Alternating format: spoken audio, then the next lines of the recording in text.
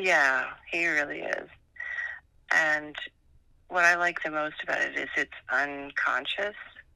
Like, he never goes around, notice me, or look, I did this good thing, or whatever. He just is him.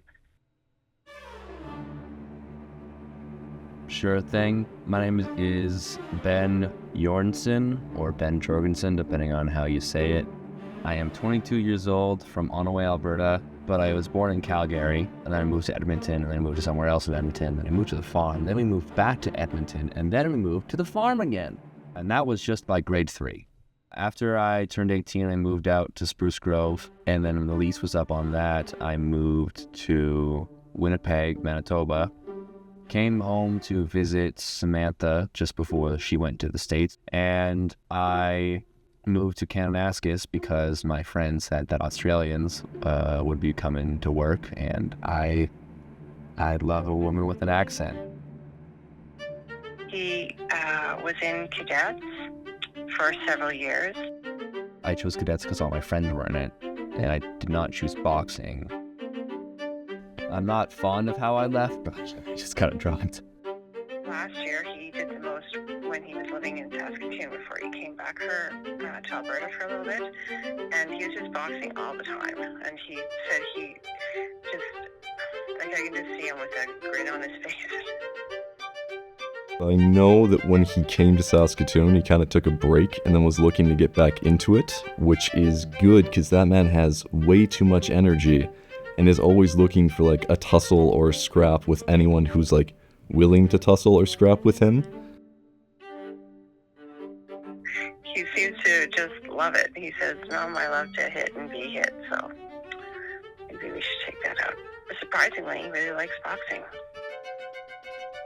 He talks about boxing a lot and how much he like loves it and wants other people to get involved and how much fun it is just to do.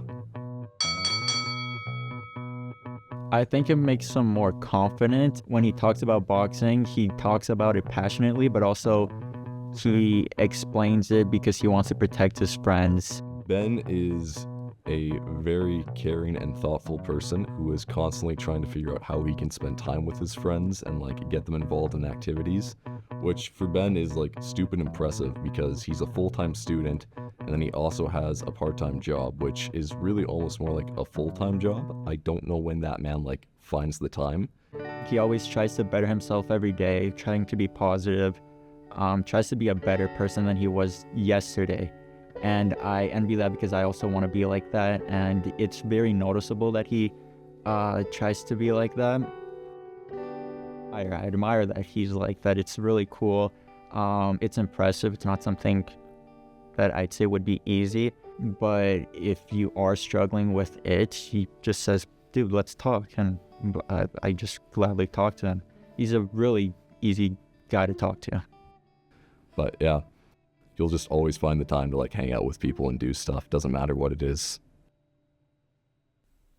I've been trying to discover my truths as I go along. I have one written up there. I've been trying to get into my life. It is, if you aren't doing everything in your power to live the life you want, you're making a mistake.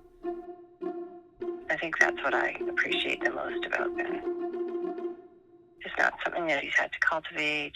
It's not something that he might even be aware of. When Ben's on your side, you've got him for life, and he's solid down to the core. Is there anything on your mind today?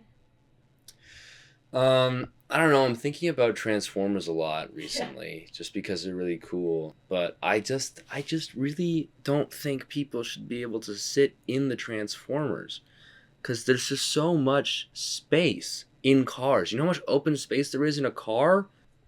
They shouldn't be able to sit in the car, okay? I don't give a fuck if it's cool. You can't sit in a Transformer because there's just so much space.